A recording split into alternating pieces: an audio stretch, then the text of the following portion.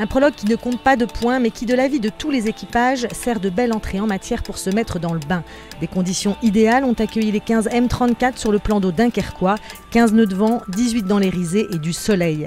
Top départ de ce parcours technique ou banane qu'il faut contourner 2 fois.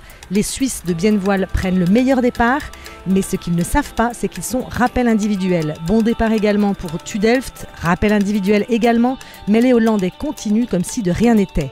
Premiers à la bouée au vent, les Russes de Fascinating Seas donnent le ton. Cet équipage peu connu compte pourtant des ténors habitués au match racing et aux régates sur TP52. Léonid de Klepilov, le skipper, semble bien décidé à amener son team aux meilleures places de ce Tour de France à la voile 2012. Juste derrière, Région de Bruxelles skippée par Bertrand Passé, le tenant du titre, se sent pousser des ailes. Une belle place pour un équipage pourtant amateur, mais le barreur est bon. Côte-Armor bien placé a touché la bouée et se voit dans l'obligation de réparer. Il perd donc un peu de terrain. Fascinating Seas continue sur sa lancée et passe la porte en pole position, mais les distances restent très proches.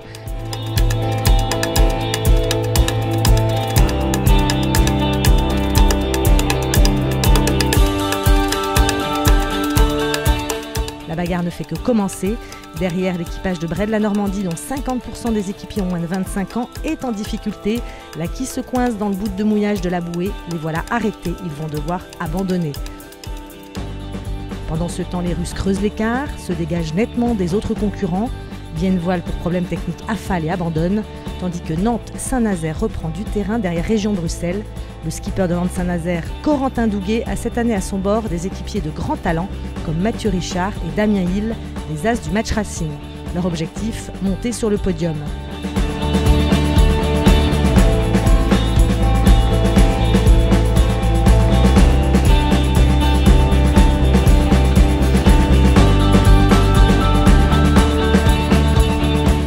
Dernier bord de portant avant d'attaquer la remontée au pré jusqu'à l'arrivée devant le port de Dunkerque.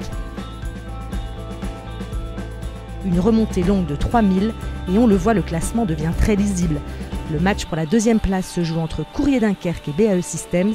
Les Russes de Fascinating Seas coupent la ligne en premier, suivi de BAE Systems.